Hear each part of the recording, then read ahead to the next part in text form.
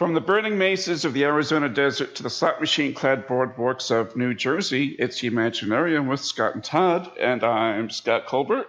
And I am the horror nerd, Todd Staruch. This week, I get to retaliate for all the awful, vicious, mean, nasty, loathsome things that you three twats said last week. I have no idea what you are talking about. I know not of what you speak. Let's just say I'm not putting you in charge again.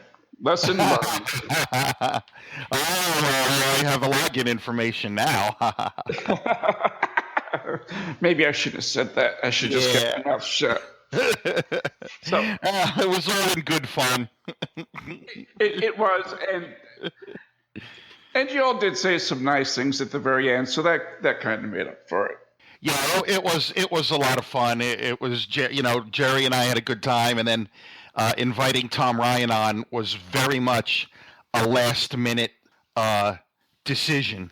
And I said, let's just have him like in the theme of the whole hijacking the show, thing. I said, let me bring Tom on like in the middle as just another, participant. Well, and I'm glad he did, because I always like listening to Tom. Yeah, it was fun. He always has something good to contribute. Well, maybe next time we'll find out what that is, because I didn't hear it last week. Very good, very good. You got one. And Jerry, I'm coming for you. You and I have to record very soon. Just remember that. Listen, all you need to do is just bring up those horrific pictures. See, I was smart. I didn't even look at them. So I just thought it would be interesting to say, okay, let's go around and just say like a little known fact. I was just looking for goofy shit to do, out of the ordinary. And so Tom's like, a little known fact. My mother is originally from Cuba. Me, I'm like, I can't even remember what I said. It was your two cousins were in The Godfather. My cousins were in The Godfather. And then, Charlie, guess what? I have a horrible deformity. Yay! Like, all right then. Wow. It's as if we didn't already know his freak status to begin with. Well, that's true. That's true. He has just now cemented that. Yeah, I'm pretty sure he immediately regretted it. Like, I didn't think that through. Well, but you have to give him an A for effort, because at least he was honest. I mean, how many of us would say something like that? Absolutely. I mean, I would never talk about my third testicle. Yeah, and I would never mention the parasitic twin growing out of my ass. Well, yeah, see? Because we know what discretion is. That's why we don't mention these things. Exactly. Jerry's just unfiltered. He's really a wild animal when you get right down to it. Yeah. Speaking of wild animals, have you had enough of that fucking gorilla story already? Oh, yes, I have. God. For those of you who are living on Mars and haven't heard this, at the Cincinnati Zoo, a 4-year-old child got away from his mom and made his way into the gorilla enclosure, and the zoo personnel responded by shooting and killing the gorilla, which, just if I can be serious for a moment, is a very tragic thing to have happened. It was just an unfortunate, sad thing. But man, the social justice outrage was in full force, to the point that, like, in a fit of frustration, I went and onto Facebook and deleted every post I had made about it, along with every reply, just because I just couldn't stand it. Because for every one well thought out comment, there were 10 that were just people vomiting out whatever stupidity, popped into their heads at that moment. So, but the good news, Scott, is in the next couple of days, someone will come along and tell us the next thing we're supposed to be outraged about, and Well, we'll all move exactly. on. Yes, and I'm looking forward to that. You know, this gorilla story really made me appreciate the nuance and subtlety of the presidential election. Right? Yeah, I'm almost like, oh God, Donald Trump, please say something stupid so we can focus on that. You know, the thing about that gorilla story is, I I think what people were bothered about the most is the silverback gorilla is an endangered species. And I think that may have pushed more people over the edge. And I still think people went overboard. I do think, you know, if a gorilla's got a 4-year-old kid, what are you going to do? A tranquilizer isn't going to work fast enough.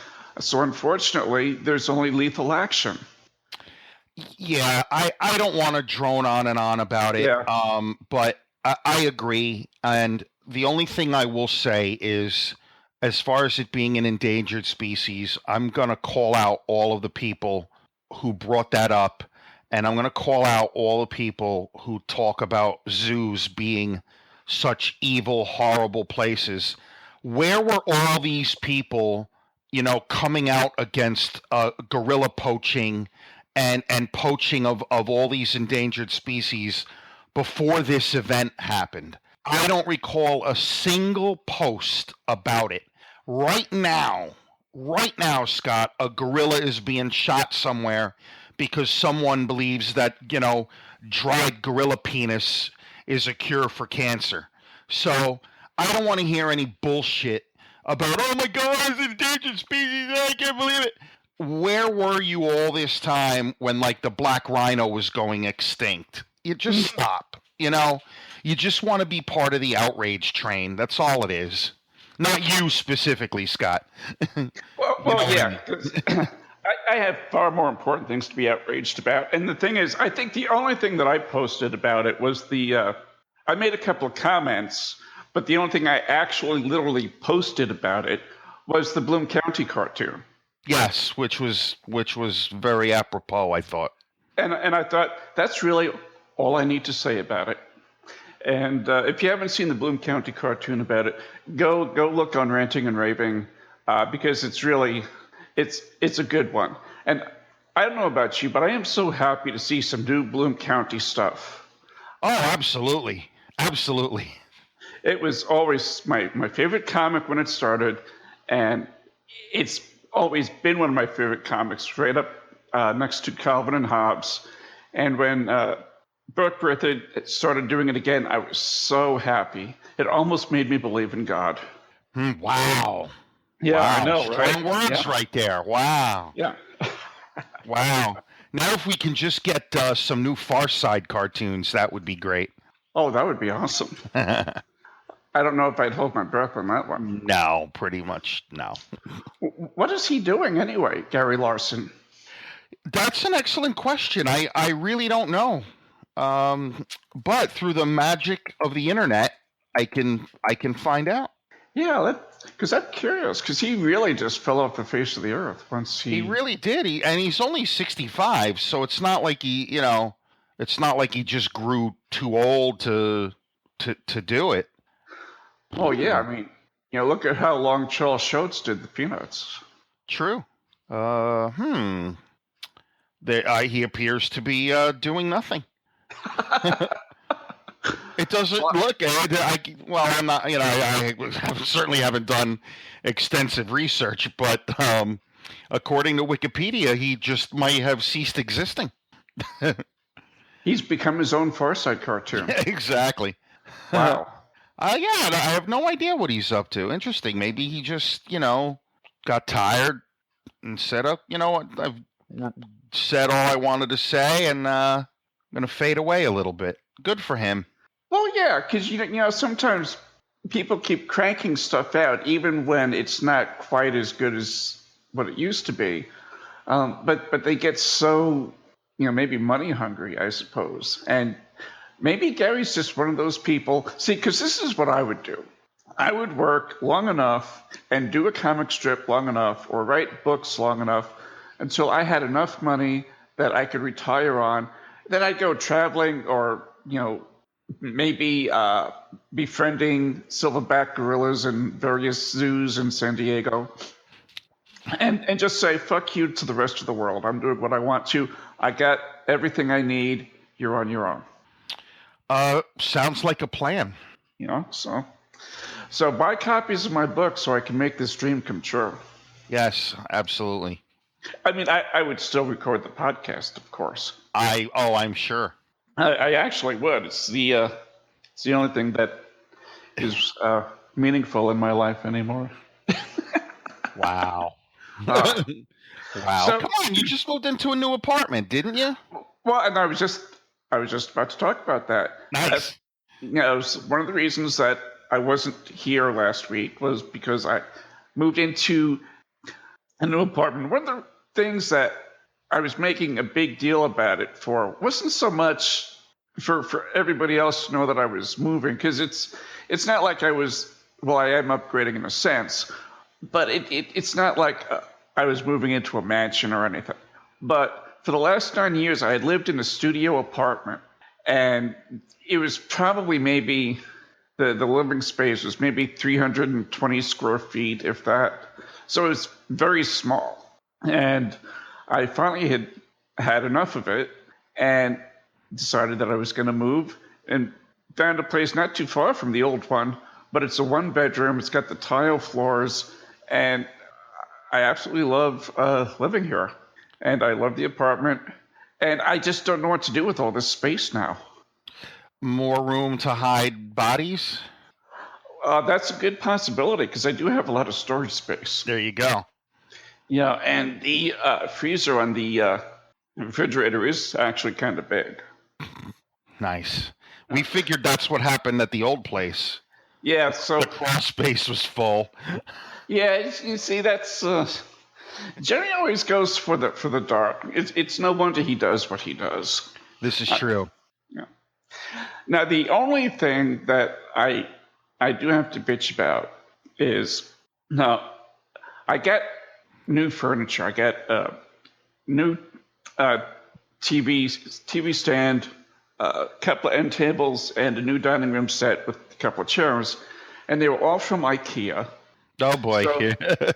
So you know what that means. Yeah. You got to put this fucking shit together yourself.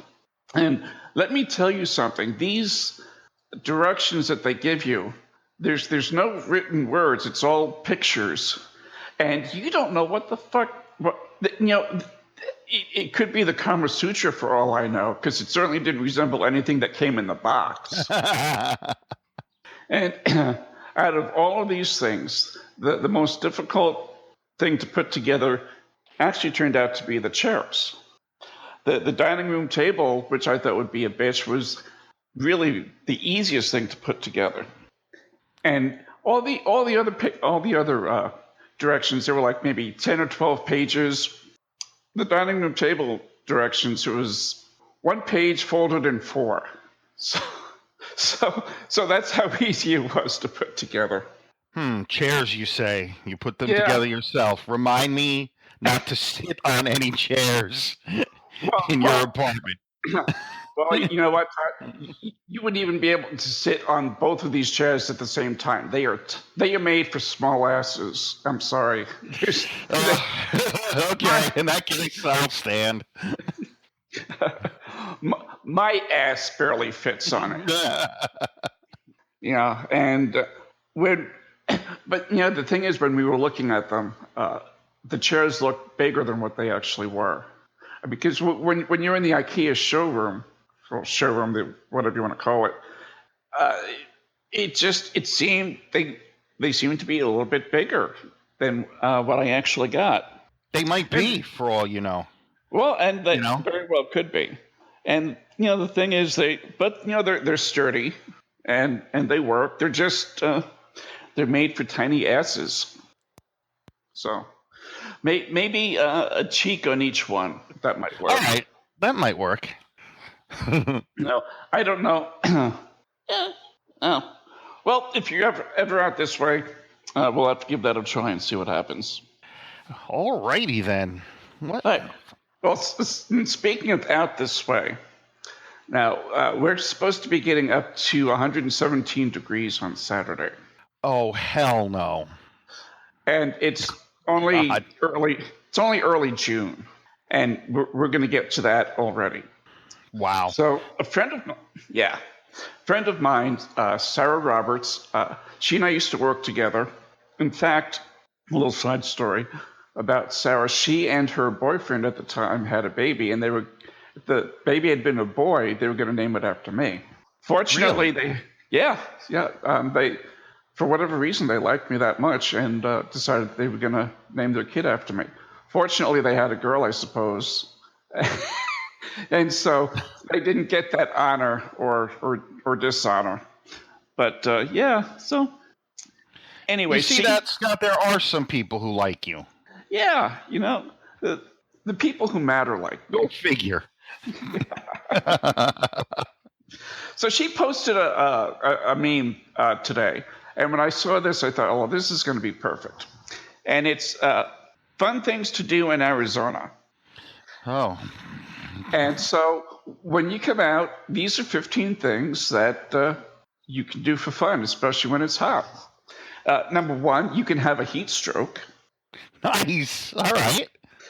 Because, nothing says I'm having fun than getting heat stroke.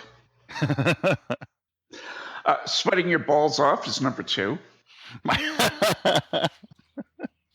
Well, seeing as you've got three, you might be all right. Yeah, that's a lot of sweat, let me tell you. Number three is you can hug a cactus. And it's really might be less painful than some people I've hugged.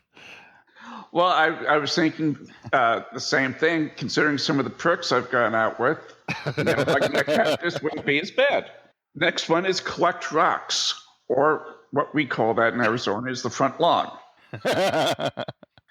Because, and here's the thing about lawns in Arizona.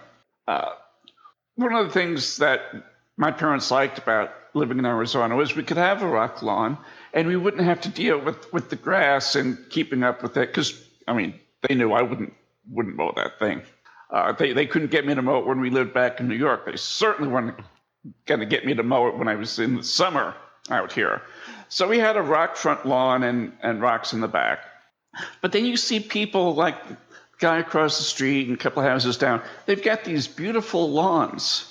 And when it's 117 fucking degrees, how do you keep a lawn that beautiful without some kind of hoodoo-goodoo or something? Sorcery, I tell you. We couldn't even get that back east. Never mind out here. But I love the rock lawns, except they're not very good for laying in and looking up at the stars at. Yeah, probably not. All right.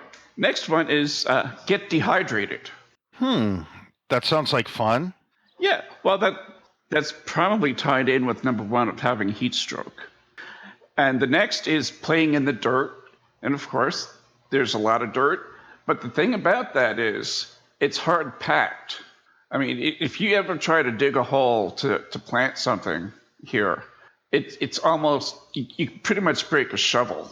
You almost need a pickaxe to get through the soil here, because it's that dry and arid sometimes. My favorite, wearing sunscreen. SPF 5,000. Yeah, exactly. And to kind of paraphrase something that the late great comedian John.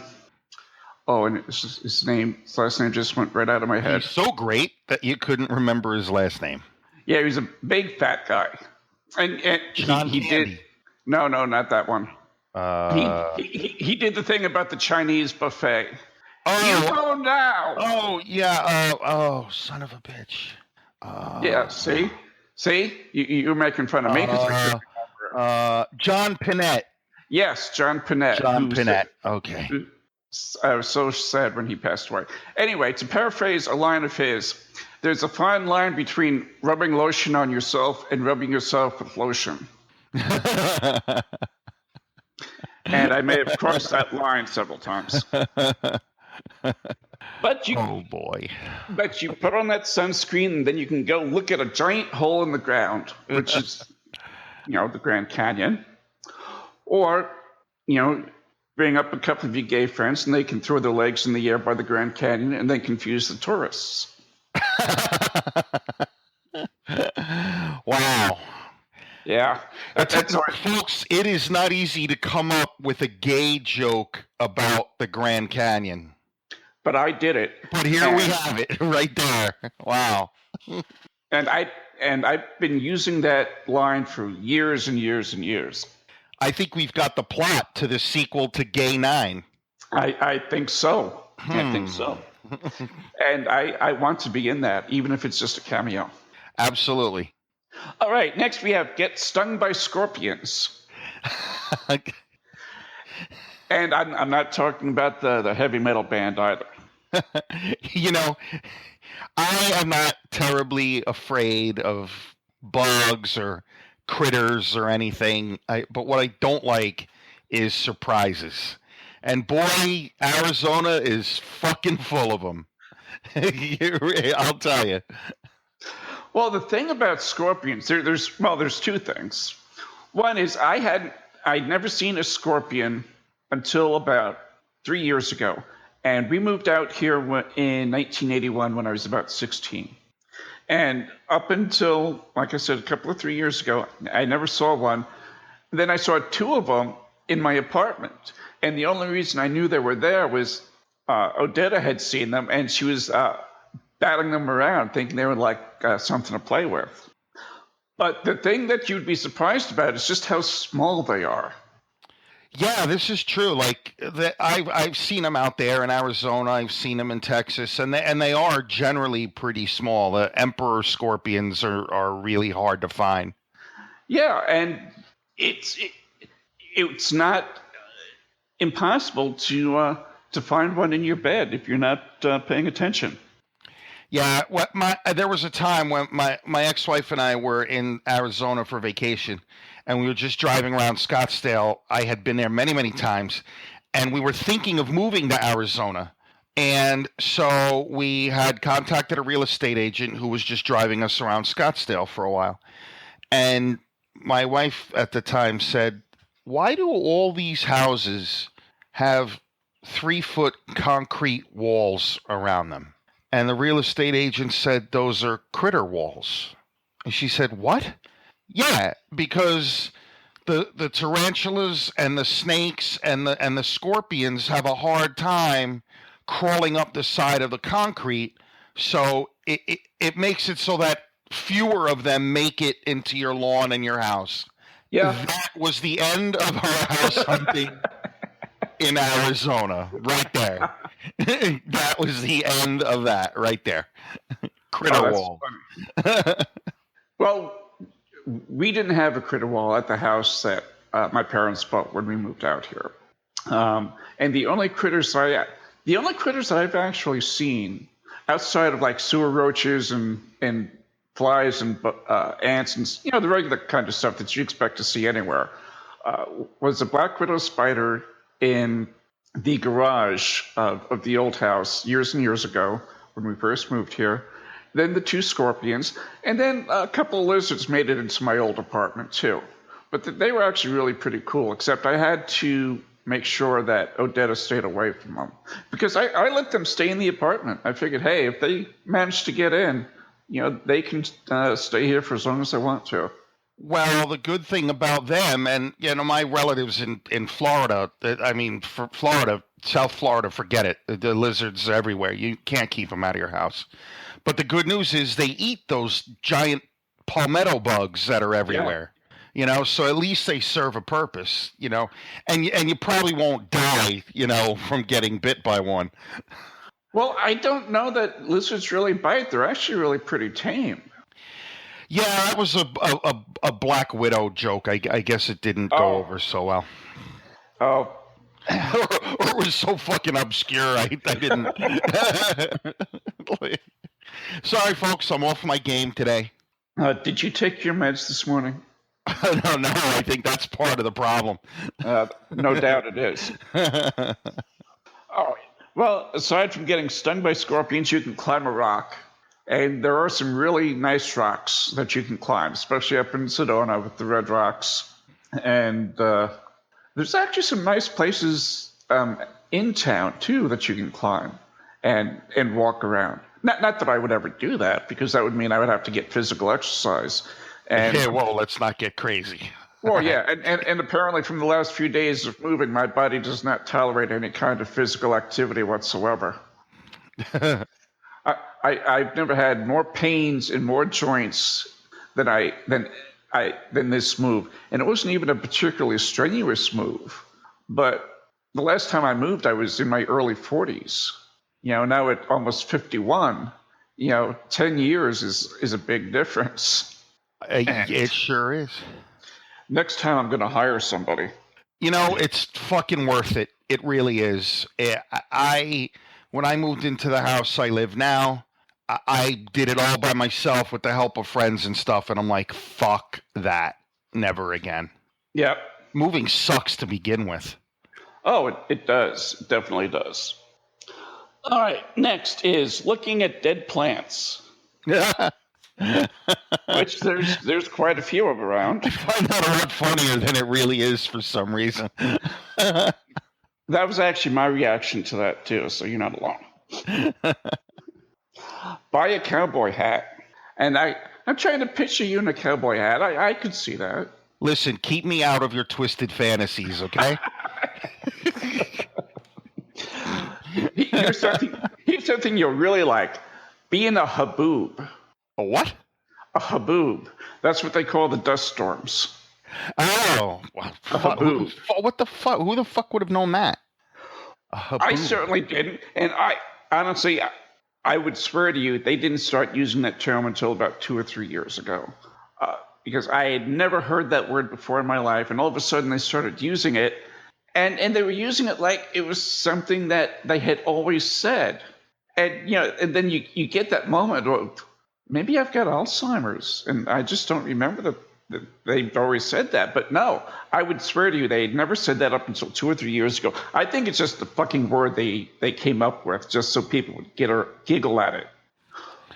Maybe, although, you know what? Now it says that haboob is Arabic for strong wind. Which makes sense, but you're right. I never lived in Arizona, but when I had a particular job, there was like a 7-year stretch where I was in Arizona at least 3 or 4 times a year. And you're right, I never heard that term. And I saw some monster dust storms. And I never heard an old guy in a rocking chair go, "Yep, haboobs are coming." Yeah, I said, it's something I just fucking made up. Yeah, I think you're right. And finally, stay the fuck inside. That's exactly right. Like, going back to my vacation there was now one thing people don't realize is it gets surprisingly cool in the desert at night. Like, you could freeze to death in the desert at night. And we were sitting on the porch of the place we had rented, watching the sunset, and I said, now I understand why people live here. The next day it was 114 degrees, and I said, why in the actual fuck do people live here? I still wonder that myself. No, it is. The main reason we wanted to move there was just like sunshine, Yeah. The Valley of the Sun there, the sun shines like 345 days out of the year. At least. If it gets too hot, 2 hours north, you can go skiing in Flagstaff. Well, yeah, definitely. So you can get away from the heat. Well, and that's one of those things that people seem to have a misunderstanding about, is that all of Arizona is desert, and it's not. I mean, certainly there are a lot of desert areas to it, but like you said, go up to Flagstaff, and you're in mountains, and you've got pine trees and forests, and I love being up there. It's one of my favorite places. Here, since I am a fountain of useless information, what what people don't realize is that when something like a desert is defined by rainfall, Yep. not by sand or anything else. So, and I might be wrong on the number, but an area that receives, I think it's less than maybe 10 or 12 inches of rain in a year is classified as a desert. Like Colorado is classified as a desert state because of the rainfall. So, Yeah. Todd, why did you bring that up? Just because, like you said, not all of Arizona is like a sandy wasteland. In fact, the Sonoran Desert and like you brought up Sedona, it's all spectacular. I love going out there actually. Oh, I do too. And the thing about deserts is people generally think that it's barren. They think of maybe like the Sahara Desert, which I Right. suppose is barren. But the deserts here, I mean, they're full of wildlife and vegetation and plants, and it's not really particularly habitable. But you've got a whole lot of stuff going on. The cactuses, obviously, and the coyotes and the bugs and critters. So there's a lot of activity that goes on in the desert. It's not just all desert, all sand, excuse me. One of the times that I was out there, I had a couple of days to myself, and I took a bus tour out in the Sonoran Desert and then to Monument Valley in Utah. And camping has never really been my thing, but I said, when am I going to get to do this again? So we camped out in Monument Valley. And to anyone who lives in like a city area, like near where I live, like near New York City, you haven't seen stars until you camp out like in the desert in the middle of fucking nowhere where there's no light pollution. You're like, holy shit, I didn't realize you could actually see that many of them. So that was like a once in a lifetime thing. I'm so glad I had a chance to do that. And you don't know dark until you're in that kind of a situation. You may think it's dark when it gets night back east, but that's nothing compared to the pitch black of if you're camping out in the wilderness somewhere here. It's almost scary. No, there is no almost about it. It gets fucking terrifying, And unless you grow up sort of in that environment, I don't care who you are. Like, I grew up in the suburbs in my safe, cozy house, and I'm not a fearful person. I'm really not. But it's like it's just 8 people out, in the middle of nowhere. And of course, we had an experienced guide with us, But you hear a roar of a mountain lion, or whatever, whatever big cat is out there in Utah. But you hear all this shit in the middle of the night, and you're like, yeah, I'm dead. Whatever, something's going to eat me, and that's it. I'm no longer on top of the food chain. That's great. Yes. It makes you realize just how vulnerable you really are. Oh, please. Thank God we invented weapons, because forget it. And and they gave us, you brought up, you talked about scorpions. They did mention in the morning when we got up, he said, okay, everybody tap out your shoes, tap out your boots, anything that was on the ground, shake it out, bang it, because something crawled in there in the middle of the night. Yep. And that's a habit that I've actually gotten into, even in living in apartments and stuff, is always turning them upside down, just because you never know. You really don't. Of course. And better be safe than sorry. Although I figure if there's something stupid enough to crawl into one of my shoes and the smell doesn't kill it, then it probably should deserve some work. Nice. Why endure that kind of torture only to have me step on it? Exactly. And listen, just so you know, Scott, if you do get stung by a scorpion and die, I will carry on the podcast without you. Oh, well, bless your heart. I'm just that kind of guy. And speaking of critters, there's like an inchworm or something crawling across my floor. I'm not even sure how it got in, but it's just crawling along, and I'm going to take it outside once the podcast is over. Isn't that kind? Well, listen, we wouldn't want the animal rights advocates grabbing their torches and pitchforks, Well, exactly. because you killed a fucking worm. Well, exactly. And I haven't seen. Invertebrate lives matter, Scott. God damn it. Well, maybe it's a baby centipede or something. I don't know. It's got a lot of legs. But whatever it is, I will release it into the wild. And I certainly wouldn't smash it with my slipper. I would never do that. Please direct your hate mail to Scott Colbert. Oh. Cheap sound effects can be very funny. Yes. Well, the whole gorilla thing's gotten me so conscious of all life forms. So I don't know what you had next on the agenda, but not a fucking thing. I was just milking this for as long as I could. Fantastic. So you just said you brought up about the animal welfare and everything, and look, we talked about the what is pissing you off this week segment, and other than the gorilla story, look, I am all for treating animals humanely.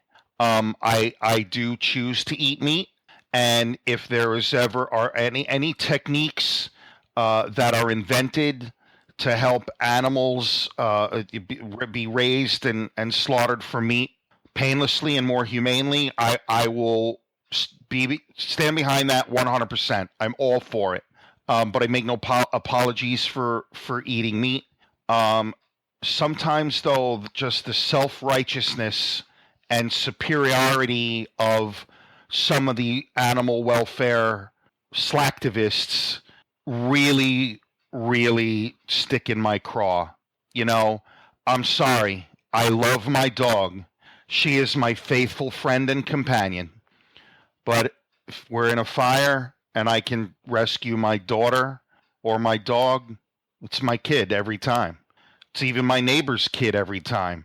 It's even a stranger's kid every time. I'm sorry. I don't apologize for that. And for all these, animal welfare people that are like, oh, I fucking hate humans. I love animals. All right. Well, I'll keep that in mind. If you're ever in the emergency room because you got hurt, I'll be sure to send in a giraffe to work on you, because I wouldn't want a filthy human doctor to come in and work on you. I just think people can take things way too far. Yes, we share this planet with animals. I love animals. I don't think they should be harmed for our pleasure or our entertainment. People who abuse animals to get a thrill should be thrown in a pit somewhere. But I just get tired of the haughtiness and the self-righteousness sometimes, and I always say, like, when you're out, rescuing some kitten behind a dumpster, I'm sorry, I was down at the VA hospital helping some vet who had his leg blown off learn to walk again. That's my choice. So I think we need to try to find some mutual respect, and I don't always feel it from some of these people. Let me make that clear. Some of these people. That's it. Rant over. No, I absolutely agree with you. You're not going to find an animal lover, as big as I am. Well, not literally an animal lover, but I was about to say, there's laws. If they don't see it, I didn't do it. But I think you're right. When I see groups like PETA or some of the real militant groups, I think they really do a disservice to organizations that are actually really doing things that are helping and benefiting the animals. One of the early Imaginariums that I did, I think it was somewhere around my 10th or 11th episode, I interviewed his name is Tim. I can't remember his last name. And he was the vice president of the International Wildlife Foundation or Association. I can't remember specifically the name of it. But what he and his wife were doing, were they were going to third world countries, well, all around the world, basically, to circuses, specifically circuses, that were mistreating their lions and their tigers. And they were taking these mistreated animals and bringing them to habitats where they could roam free and not be abused and live out the rest of their lives, with a bit of happiness. And they had been doing that since the mid 70s, I believe. And this was a passion of theirs. And these weren't people like, some of these idiots that you see with PETA and throwing blood on people. They were working with governments. They were sometimes, kidnapping and, well, basically stealing these animals from being tortured and being, abused in these, 2-bit, 3-bit circuses. And they did a really phenomenal job. And they were, when I was talking with him, they were on the verge of bringing 30 lions and tigers back to the U.S. from, I believe it was India, to live in a preserve in Colorado. And I had been invited to witness that, to go up there. But unfortunately, I didn't have the money to make the trip. But how cool is that? And they're not these, like I said, they're not like these other activists. Well, these activists are busy talking and posting online. People like Tim and his wife and the people that are working with his organization are actually doing things that are making a difference. Yeah, and listen, I'm all for that. My biggest problem just lies with these online people that, like, again, I'll just repeat myself with this gorilla situation at the Cincinnati Zoo. Like, all these people sitting at their keyboards eating ice cream or whatever the fuck they were doing were like, yes, that's an outrage. Zoos should not exist. That woman should be prosecuted, et cetera, et cetera. And I just want to ask every one of them, what have you done recently for animal welfare? Oh, yeah. Nothing. Not a goddamn thing. You were not donating to the World Wildlife Fund. You were not, like you said, getting on an airplane and going to Africa to try to stop poachers. So just shut the fuck up, Yep. Yeah, again, it gets very frustrating, and then they always hide behind, well, listen, man, I'm allowed to voice my opinion. It's a free country. You are, and I'm allowed to say you're an idiot. Well, exactly. There you go. And that's my opinion. You're a fucking moron. Right. Yeah. And then you have the people who are blaming the mother. And I have to think that these people who are blaming the mother, well, why wasn't she watching a kid? I've never had kids. I can't tell you how many times when I was a little kid, 5 or 6, we'd go to Times Square stores or Corvettes or whatever, and I would just walk away and go off and look at the toys or whatever, and, it's not like my parents didn't watch me. I was 5 or 6. That's what 4, 5, and 6-year-olds do. They wander off, Look, I could spend an hour just on that topic alone. Some of the absolute abject stupidity I saw people post made me throw up in my mouth a little bit.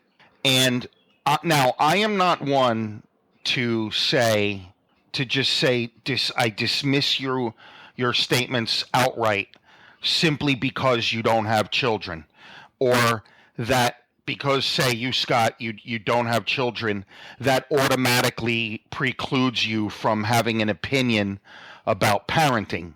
I would never suggest that. But what I will say is that as a parent, I have a perspective and some insight and some experiences that you do not. It's that fucking simple, Yeah. you know? Yet no one seems to understand that. All these people behind their keyboards have no idea what it's like to be at the shopping mall or at the playground or whatever, and suddenly you look up and your child is not in your line of sight. The abject terror that floods through your body, because it has happened to me once or twice, and I do consider myself a good parent, you know. And then you finally you make eye contact. You're right. Oh God, my goddamn daughter, she was holding my hand. The next thing I know, she ran across the hallway to run into the Disney store. You know. Yeah. So all these people that were like, well, that would never happen to me. Right. The only reason it hasn't happened yet is because it hasn't happened yet. Yep. Exactly. You know? So again, it just boils down to everyone has to be right. Everyone needs to be heard. For the tragedy in Cincinnati, I think there was enough blame to go around. Like I said, everybody now is an expert in zoo design. Everybody's an expert in animal behavior. You know, people who have probably never seen a gorilla in their lives were like, well, it looked like he was trying to help the kid. How do you fucking know? You know? Oh, so now you know what the gorilla was thinking. All right. All right. I got nothing. I got nothing.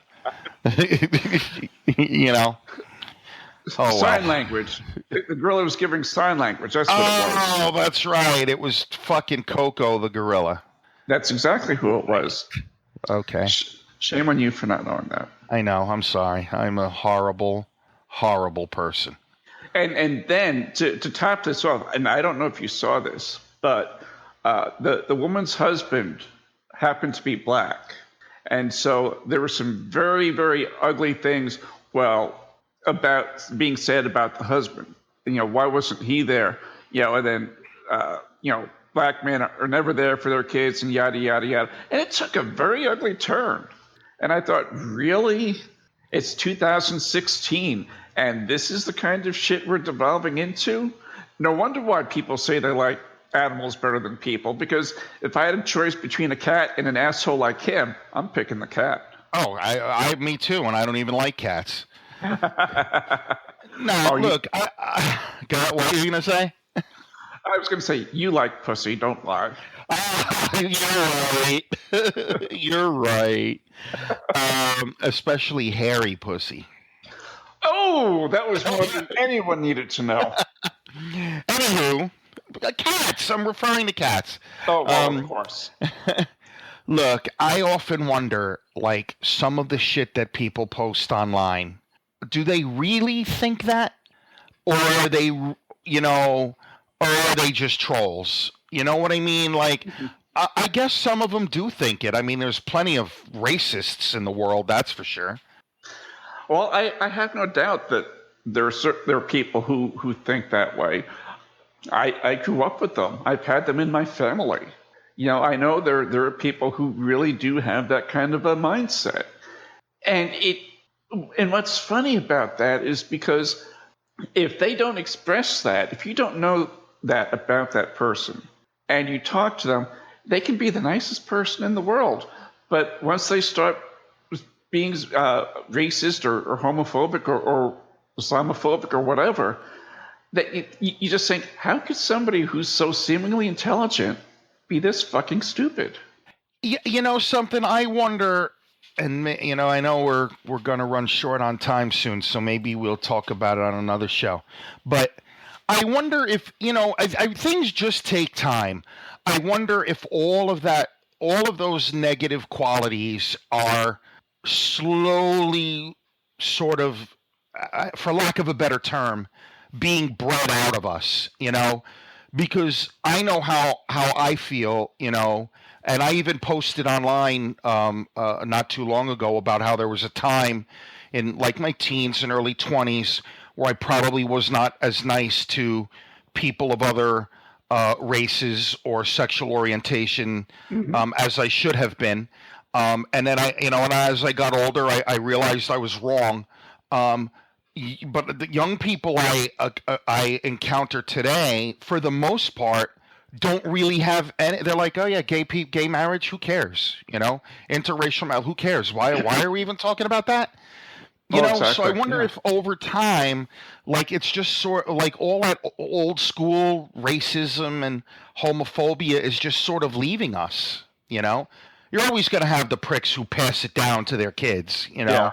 Nothing you can do. But look, if someone like me who is very opinionated can sort of change and evolve and say, wow, I was that was not really not nice. Like I really was not a good person then maybe anybody can sort of wake up. I would hope everybody would be able to quote unquote redeem themselves. And I say redeem, and that may give the impression that I think that there's something wrong with them. Well, I do, because they're racist. But I mean, they're still people, and they still have families, and people still love them. But you would just hope that they would be able to see that there's more to life than just our prejudices. There's more to life. One of the greatest things anybody could ever do is travel. Whether it's across country or better yet, going to Europe. When you get out of your own community and you start going to different parts of the country or the world, and you see and interact with other people, you begin to form an understanding that, what, we are all in this together. And it's not a matter of color or where we live or what religion we may or may not be or who we may choose to love. We're all human beings. Traveling really gives you that kind of a framework to look at, I think, anyway. Yeah, I agree. When I've had friends come to, friends who live in the Midwest or in the South come to visit, and they're invariably everybody wants to go to New York City, which is understandable, Yeah. And then we have conversations. They're like always surprised, like they're it's such culture shock, you know, because anything you think you can dream up, you'll see it in the city. You know, you go down to the village, you see some dude in latex pants or whatever, like whatever it might be, and we're all just walking around like, yeah, all right, and they're standing there with their mouths open, Yeah. because they literally have never encountered that before. So I think you're spot on. Like when I went to Europe, my trips to Europe, it's funny when you go to the beaches, the Riviera, they're all topless or nude beaches, and they do not even blink. They think nothing of it. Well, And exactly. because they're just like, oh, it's just a human body. Who cares? And then you see all the American tourists are like either hiding their eyes or giggling or or whatever it might be, because it's so shocking to them. Yeah. Yeah. We have a long way to go in this country when it comes to things like that, I believe. And I think one of the things that, and I know we are getting close to being out of time, but as a country, we're 250 years old or 230 years old, however old we are. And when you go to a country like England or even Italy or Greece, and you see these ruins and these buildings and statues that are hundreds and hundreds of years old, thousands of years old, and you think, what, this is a civilization that's been around for a long time, and it kind of puts things in perspective here as a country. Particularly maybe with this election, we're going through so many growing pains still that it's not a surprise. We're still babies compared to the rest of the world. Yeah, this is true.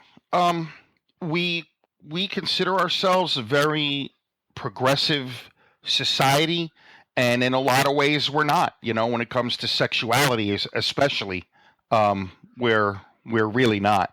No, no, and that's a topic for another time too. Remember, folks, masturbation is okay. Exactly. And if you missed it, National Masturbation Month last month, which it was, then just carry on. Pretend June is National Masturbation Month because Well, it's okay, gonna. if you insist. Well, I mean, it's gonna be hot, so you may as well just stay the fuck inside and rub one out. Nice. And this has been your PSA from the Imaginarium. You heard it here, folks. Oh wow. Well, that was an interesting hour. It was. It And was. Any last minute rants before we wrap up? No, not really. Just, folks, sometimes, and it's going to be weird coming from me because I bitch about seemingly insignificant things. Just remember when you're complaining about someone else, when you're complaining about the mother whose child got away into the gorilla enclosure, or the zookeeper that was forced to shoot the gorilla, and we're complaining about all of that, just stop and think, well, what good did you do in the world today? Yep.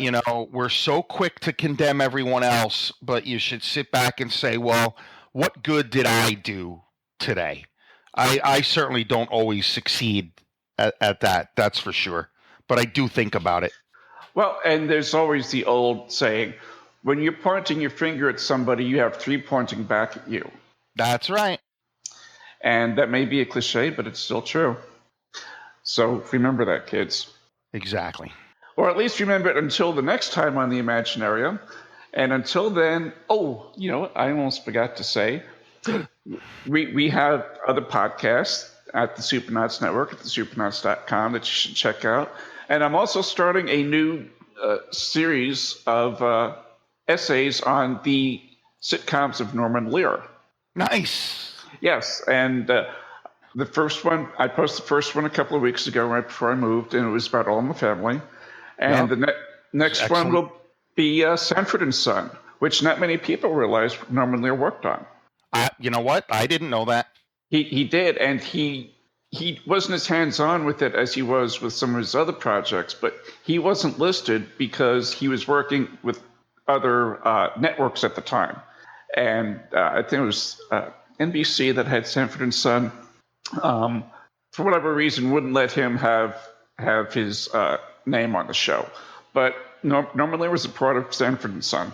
Interesting. Mm-hmm. So that'll be coming out in a week or two once I get my ass settled into the new place. So, cool. Yes, and until then, may all of your journeys be filled with pure imagination.